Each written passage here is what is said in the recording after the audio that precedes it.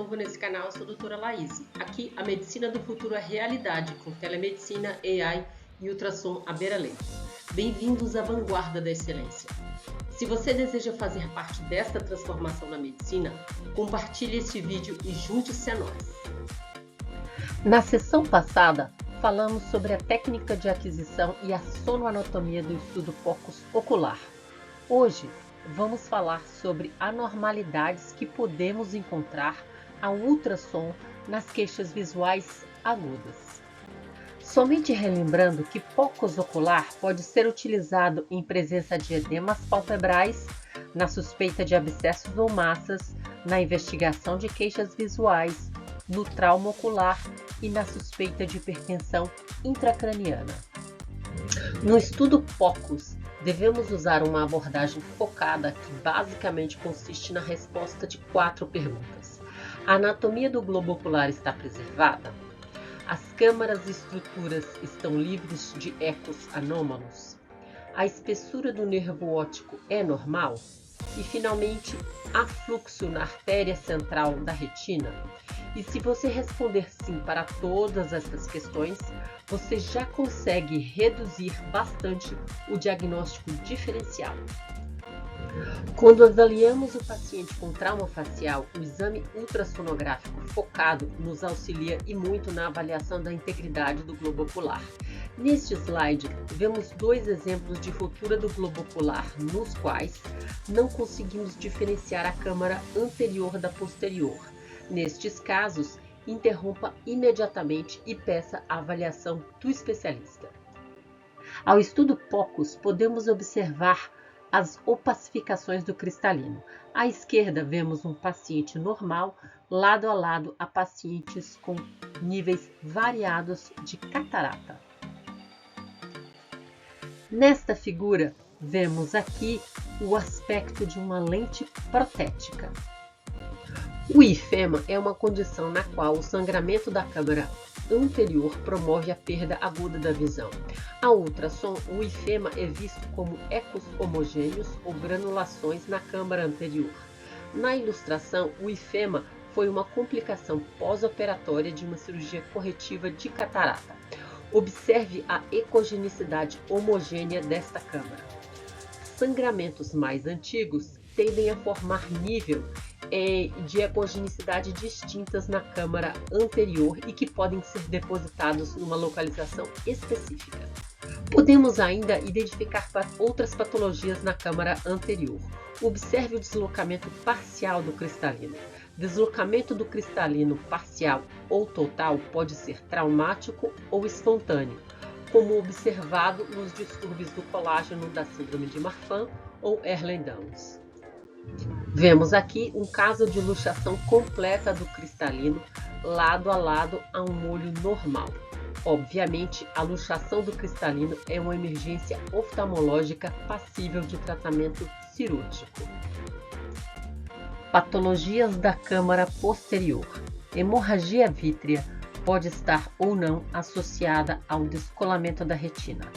Hemorragias agudas podem ser mais homogêneas, enquanto o sangramento antigo localizam-se mais inferiormente, formando membranas. Lembre-se de ajustar o ganho para demonstrar as linhas serpiginosas ecogênicas que se movem durante o movimento ocular. No descolamento do vítreo, a linha ecogênica pode ocorrer acima do nervo óptico. Vemos aqui um exemplo de hemorragia do vítreo, lado a lado a um olho normal. A atenção ao adequado ajuste do ganho permite imediata identificação das linhas serpiginosas móveis do sangramento vítreo. O descolamento do vítreo posterior é comum em pacientes com mais de 60 anos. E quais são os sintomas da chegada da emergência? Bem, os pacientes queixam-se de flashes, borramentos, moscas volantes ou sombras móveis que obscurecem a visão. Esta condição possui evolução benigna, acomete um olho de cada vez e nenhum tratamento é necessário, a menos que esteja associado a outras condições mais graves. E os sintomas geralmente desaparecem após 3 meses. Um diagnóstico diferencial no sangramento do vítreo é a doença de Benson, ou hialose asteroide, uma doença benigna caracterizada pela presença de múltiplas partículas ecogênicas e arredondadas dispersas aleatoriamente no humor vítreo. Elas são assintomáticas, unilaterais e mais comuns em diabéticos. Agora vamos falar sobre o grande vilão, o descolamento da retina. Como você já sabe, a retina é uma fina camada que reveste a parede posterior do olho e é responsável pela visão. O descolamento da retina é uma emergência oftalmológica que deve ser encaminhada imediatamente ao especialista. Mas qual é a sua aparência? Bem, o descolamento de retina se caracteriza por uma linha serpiginosa hiperecogênica móvel na câmara posterior. Como a retina se fixa na ora serrata anteriormente e no nervo óptico posteriormente, procure por estes pontos de fixação. Note que em algumas vezes o espaço abaixo da retina pode estar ocupado por sangue, representado aqui por um conteúdo hiperecogênico. A mácula corresponde à área central da retina. No descolamento da retina que não atinge a mácula, a visão pode estar preservada. Temos neste slide a figura central, que representa o descolamento no qual a mácula encontra-se íntegra, e na figura à direita, um descolamento de retina, onde a mácula está afetada. A linha em amarelo delimita o nervo óptico, ponto onde a retina se ancora. Reforçando, o descolamento da retina é uma emergência oftalmológica que leva à perda permanente da visão, onde vemos linhas ecogênicas bem definidas, correspondentes ao ponto de ancoragem da retina ao nervo óptico. Já o descolamento do vítreo é uma condição benigna, onde as linhas são mais tênues, podendo apresentar-se acima do nervo óptico, movendo-se circularmente com um movimento ocular semelhante a roupas numa máquina de lavar. Além do descolamento do vítreo e da retina, há também o descolamento da coroide, uma camada de vasos sanguíneos localizada entre a retina e a esclera. Os descolamentos de coroide são menos comuns e podem ser de dois tipos: ulceroso, indolor e de baixa pressão, ou hemorrágicos, dolorosos quando associados ao aumento da pressão intraocular. A imagem à esquerda mostra um pequeno descolamento, enquanto que à direita vemos o achado conhecido como beijo das coroides. Aqui temos uma visão esquemática da disposição das linhas ecogênicas vistas na câmara posterior ao ultrassom. Da esquerda para a direita temos um descolamento da retina no qual a linha hiperecogênica se dispõe em V. No meio temos um descolamento da coroide, onde as linhas têm um aspecto de parêntese invertido, e finalmente o descolamento do vítreo posterior, onde vemos a linha serpiginosa não se ancorando no nervo óptico, apresentando uma configuração em U. Avaliação de pressão intracraniana elevada. O ultrassom nesta arena não é perfeito e, por não ser o mais robusto, sua aferição deve ser analisada em conjunto com outros indicadores de pressão intracraniana elevada. Estudos mostram que o aumento do diâmetro transverso do nervo óptico pode indicar aumento da pressão intracraniana. Dr. Goel e colaboradores, em 2008, mediram o diâmetro transverso da bainha do nervo óptico em 73 pacientes com hipertensão intracraniana confirmada por tomografia e observaram um diâmetro médio de 5,8 mm, um aumento significativo quando comparado ao diâmetro médio de 3,5 mm entre indivíduos com tomografia normal.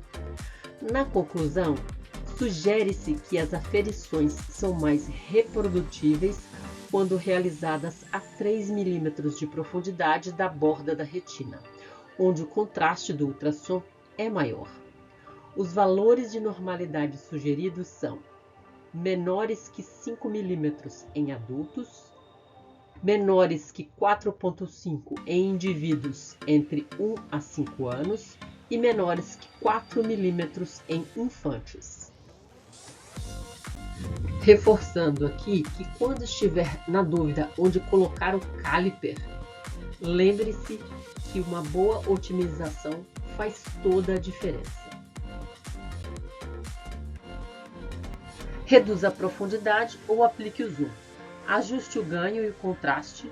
Note que a bainha é esta faixa hiperecogênica que circunda o nervo, esta linha anecoica central.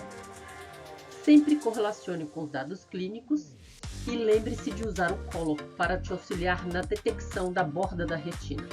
E se ainda estiver dúvida, peça ajuda.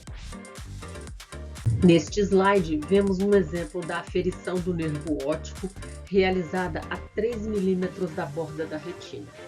Observe que neste exame, no setor do monitor, vemos apenas uma pequena porção da câmara posterior, para aumentar ao máximo a resolução espacial do diâmetro da bainha. Vemos neste slide imagens de drusa sobre o nervo óptico. Drusas são estruturas de tecidos subjacentes compostas principalmente de proteínas e lípidos que se alojam sob a retina. Quando vistas na parte central da retina, elas podem indicar o desenvolvimento de degeneração macular, a principal causa de cegueira em indivíduos acima de 50 anos. As drusas, elas podem ser duras ou macias, e as drusas do disco óptico geralmente não afetam a visão, mas alguns pacientes com estas drusas, eles podem apresentar uma certa perda da visão periférica. A perda visual de início súbito, ela pode ser causada por vasculites ou por um evento tromboembólico da retina. Quando estiver utilizando o ultrassom ocular, procure pelo sinal do ponto retrobulbar, que infere um evento tromboembólico. Neste caso, não há linhas no interior do vítreo e o Doppler colorido mostra ausência de fluxo da artéria central da retina. As drusas, elas são vistas em pessoas acima de 40 anos. Na prática clínica, podem ser detectadas anormalidades que necessitam do encaminhamento ao especialista, como em massas, tumores e abscessos. O melanoma é, sem dúvida, o tumor ocular mais frequente em adultos. E quando não souber o que é, use uma abordagem descritiva. Meça em múltiplos planos, descreva a localização e use o Color para interrogar a vascularização. Agora não tem mais desculpa. Você já descobriu como o focus ocular é capaz de transformar o atendimento emergencial em condições críticas como trauma, descolamento de retina e suspeita de hipertensão intracraniana. E o que você está esperando? Garanta um tratamento eficaz e ágil, aprendendo mais sobre ultrassom Point of Care. Espero que tenham gostado do conteúdo e se gostou, deixe o seu like ou seus comentários. E se quer saber mais, mande suas perguntas. Te encontro no próximo vídeo. Até lá!